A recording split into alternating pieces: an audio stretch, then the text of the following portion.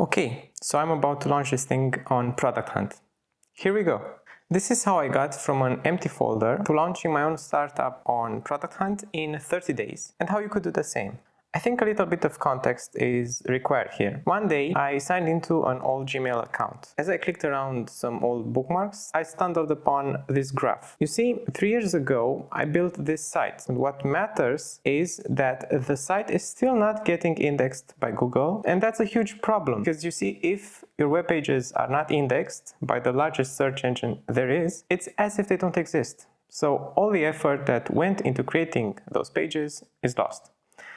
I don't know why this bothered me so much, but something just clicked inside me. Some secret pathway was activated in my brain and I just felt I had to fix this. The question is, can I actually do this? Is there even a fix for this? And it's not like I could spend months on this. It needs to be fast. So if I fail to fix this indexing issue, then all the work that went into creating the site to begin with is forever lost. After a little bit of clicking around the Google Search Console, I noticed this beautiful button, Request Indexing. I obviously started clicking like there's no tomorrow, thinking one down, 50,000 pages to go. As I was clicking the Request Indexing button, my mind was already racing. As a smile was forming on my face, disaster. You have reached your daily limit of 10 requests. That means the 50,000 pages would get indexed by hand in 14 years. Not good. I'm stuck. Well, when things go wrong, it means you're on the right track. Day 2. Waking up from a feverish dream, I realized something. Google has APIs for everything, from YouTube to Google Play and beyond. I wonder if they have an API for indexing requests. It's the first result for Google Indexing API. This is it. This is the thing. It's proof of concept time. I spent the rest of the day going through the documentation, creating a service account, and manually sending URL indexing requests. But this time with a script. And voila! This is version 0.1 of this tool that politely asks Google to index my pages. php-f run.php and Bob's your uncle. It works. I take the rest of the day off to let my mind wander about edge cases, bottlenecks, and 100 other questions I had no answer to. I'm still not sure if this works. I mean, the script does the thing. It sends indexing requests to Google, but it's still too early to tell if Google actually indexes those pages or not. I believe we'll find out tomorrow. Day 3. Yep, it works. The pages were indexed. Both the ones where I clicked manually on the button, the thing, and the ones I sent in a batch script written in PHP. This is my favorite day because I get to use my Remarkable to scribble stuff. Why is today my favorite day? Well, today is the most important day in the life of this product. After a proof of concept, it's time to plan out the architecture for the whole thing, which means data structures and just a whole lot of excellent scheming.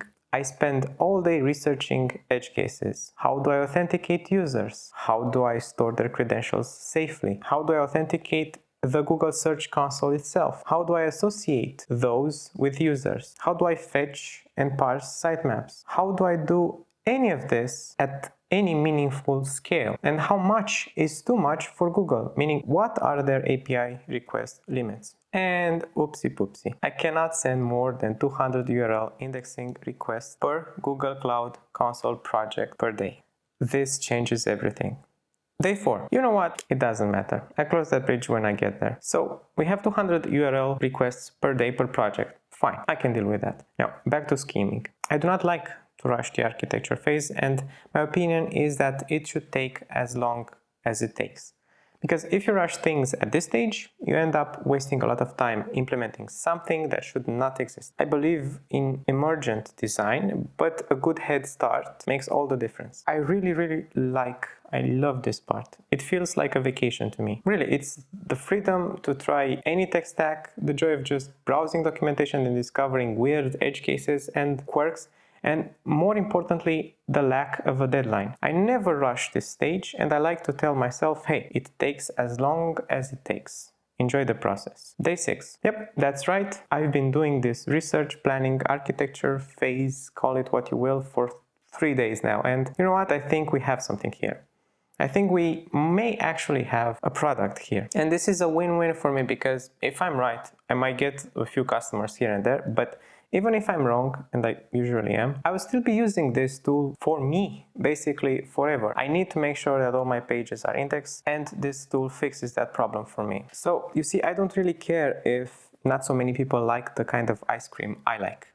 That just means more for me. Now, off to the drawing board for the final touches. I really hope I made the right calls this early. Day 7. So here's the tech stack. I'm going to be using MongoDB for the database. Why?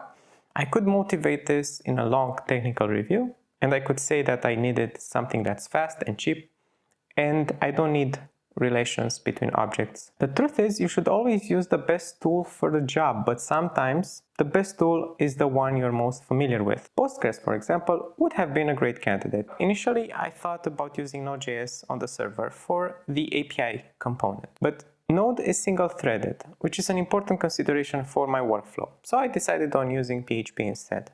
Honestly, it's fast. It supports multi-threading. I've been using it for almost 2 decades, so why not? The backend has 2 important parts: a cron script, which executes every minute, and an API endpoint behind an Nginx server. That's it. That's all there is to it, and I don't want to complicate it further. No microservices, no complex Terraform script, no containerization, nothing. Just a monolithic, bare bones, tiny little application that's written in PHP. Some would say blah. Well, it's time to make some magic happen with blah. Day 8. There's a lot of boilerplate code that goes into any project, and I would generally recommend using available frameworks and tools whenever possible. That being said, I encourage you to take any advice with a grain of salt, as all valid suggestions need to be prefixed with "it depends." I could use Composer with PHP and import some Symfony stuff in here, but that is a whole lot of noise for nothing. I mean, look at this. 8,000 files and I haven't written anything yet. So no thank you. Right-click, new folder. I can write my own little router in 10 minutes. 5 hours later. Okay, so it took me 5 hours to write this HTTP router for the API. In essence, it just parses URLs with a regular expression. It's really not that complicated under the hood. Quite straightforward, really. The interesting part was making this compatible with the OpenAPI specification. Now we're talking. Try to get automated OpenAPI generation for your methods using Symfony and Friends in under 5 hours. I believe that it probably could be done, but I couldn't do it. So although it might seem like I've lost 5 hours writing my own router component instead of importing it from the endless sea of libraries, it would appear that the decision was technically correct. The end result is minimal code, reducing the surface area for bugs, with just tens of files instead of 8,000, just the features I needed out of a router, and not the entire bloatware. Plus, deep OpenAPI integration, which just isn't trivial with pre-configured tools. I would say that today was a good day. Day 9. It's time to push this thing to a server. I know what you're thinking. Are we done already? No, we're far from done. But I need to create a mechanism that will update the code that runs on my server without interruption. Since I'm executing tasks every minute with a cron job, I need to make sure that any update action does not disrupt task execution. And that's tricky in an environment where files are loaded dynamically. So here's the plan. I click on a button that triggers a build pipeline in GitLab, fetching the source code from my development repo, parsing it, sanitizing it, and running build steps as necessary, replacing sensitive keys, and pushing the build code to a production repo. Once the production repository receives a commit, it sends a webhook request to my API. So it sends it to my server. The API marks the next minute as an update time, either in the database or in a file in a temporary location. That really doesn't matter. Once the cron gets executed in the next minute, it issues a git reset. It downloads the source code from the production repository with git pull. It runs any post-update scripts, which might be necessary, for instance, for database migrations. It kills the current thread and launches a new one that handles business as usual, running tasks as needed to execute in that minute. It's It's quite simple, right? Day 10. Are we there yet? No. Day 11. Are we there yet? No. Day 12. Are we there yet? No. Look, the update procedure works. It's fine. The REST API works. No complaints. A little bit of test-driven development here and there, just to make sure that I can sleep well at night.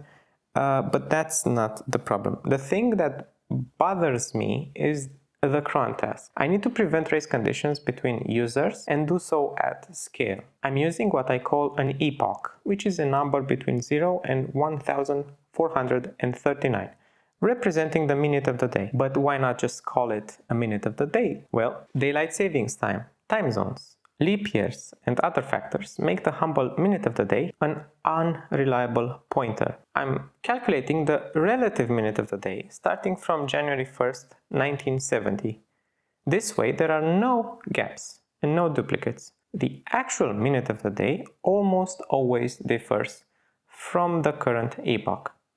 I just need to assign each user and each task a unique relative minute of the day or epoch, so that all available time slots are used optimally, in order, and without risk conditions. So yeah, we're not there yet. Day 13. Okay, now I can show you what I'm talking about. So these are the minutes of the day, but relative to January 1st, 1970.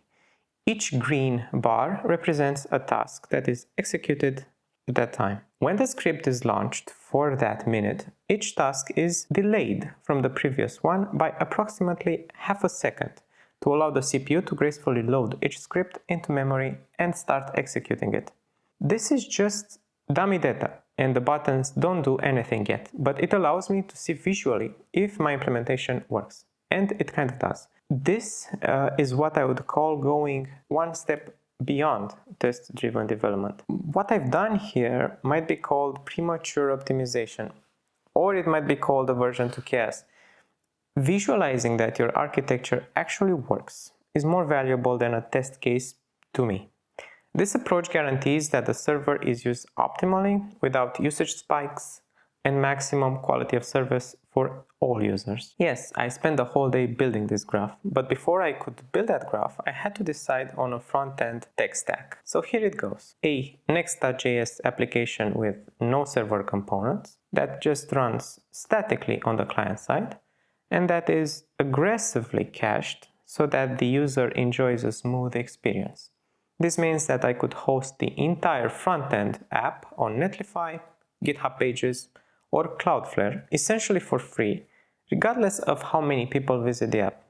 Isn't that nice? I didn't start from scratch though. I bought a Material UI Next.js theme, heavily modified it, and I would encourage you to do the same. It really saves you weeks of work, if not months, allowing you to focus only on the tasks you love, just like me. Day 14. I don't like test-driven development so much. It gives you the impression that everything is okay, but is it? Is it really? You can and will have tests that look great, with great coverage, and still miss some edge cases and some nasty bugs. That's why today is logs day. Not legs day, logs. I'm stuffing the app with as many logs as humanly possible, at least at this point. Server-side logs, user-facing log, chocolate logs, you name it. Day 15. We're halfway there. Now the logs are done. Here come the days of thread. CRUD time. CRUD stands for create, read, update, delete. I need to add API endpoints and corresponding UI elements for everything the app does. Profile information, managing Google Search Consoles, managing service workers and service accounts, managing URLs. This is painful. Yeah, I've been in my cave writing unit tests and endpoints and creating user flows for 9 days straight. It's exhausting. The hardest part is the UI, the user interface for me personally. It's not that I don't know how I want things to look. That's what the sketchbook is for. But it just takes so much time to build it and test it and iterate and make sure it's responsive, add information, make sure it's intuitive, remove stuff, iterate and iterate some more. I'm just glad it's over. More than 1 week later, all I can say is that I converted this sketch into a workable UI. Let's see. We've got dark mode, but no internationalization. We can add search consoles, and assign service workers and assign workloads, but we're not there yet. The next obstacle is billing, and I'm not honestly sure how to go about it. I'm going to take the rest of the day to do some research. Day 27, merchants of record. That's where it's at. I discovered some services that handle billing just like Stripe does, but they also handle VAT and sales taxes for you. How awesome is that? Look, if you're from Europe, you know what a huge pain VAT remittance is, especially when you're dealing with many small customers. I did the math, and my accountant would basically charge me more than I would be willing to ask from my subscribers just to do all the complicated VAT filing. So I've landed on Lemon Squeezy. Now it's back to the cave to analyze their API, their documentation, libraries, and everything under the sun to make this work. Because it's not an MVP if it doesn't have billing. We're really getting there, right? So I'm testing their API, adding methods to my own API, when suddenly, Seymour, it hits me. I cannot test this thing properly.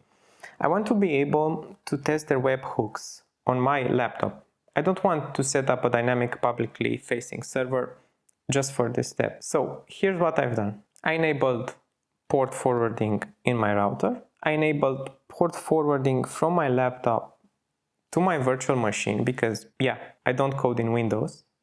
I checked that the IP forwarding works, then went on Lemon Squeezy in test mode, set the path to my webhook, captured the request in burp, the free community edition, obviously, sent that in the repeater, replaced HTTPS with HTTP because I don't have a certificate locally, and voila, webhook requests are now sent directly to my virtual machine. I've opened the ticket with Lemon Squeezy regarding the protocol sanitization on their front end, and it's ongoing. Hopefully, you won't have to go through the burp repeater step to set this up on your machine. Now it's celebration time. We're really close to an MVP. Day 29. This thing has been running in the background for a while now. In fact, it's been running quite well. My pages are definitely getting indexed. Billing is over and tested locally. So today is the day of finishing touches. Let me just grab a terms of service and privacy policy from another project real quick and work on the landing page. We're so close, I can feel it. Well, it's day 30, the big 30. It's launch day. So here we are. I didn't really have any expectation of how long it would take me, but here we are. I built a micro software as a service in 30 days and I'm about to launch it on ProductHunt. Day 31 or the day after. I didn't even check the page after launching. Honestly, I have absolutely no clue how to promote the ProductHunt launch, so I didn't. I just uploaded the thing, pushed the button, and went for a walk. The results have been way above expected. GoIndexMe got 422 upvotes, 96 comments, and the badge for product of the day number 3. If I could do it, so can you. Here's the TLDR for this video. Spend as much time as you need planning. That phase is crucial. Use the best tool for the job. And that sometimes might be the tool you know best. Don't be afraid to make your own rules and ignore best practices when they don't make sense. Iterate fast. Building visualization tools and logs is sometimes crucial to understanding how your code actually performs beyond just unit testing it. Reuse frameworks and tools as much as possible. And last but not least, scratch your own itch. Even if no one else buys your product, you'll be a happy customer. If you want to follow my journey as I build new startups, I suggest you hit that subscribe button. Thank you very much for watching and have an awesome day. Bye-bye.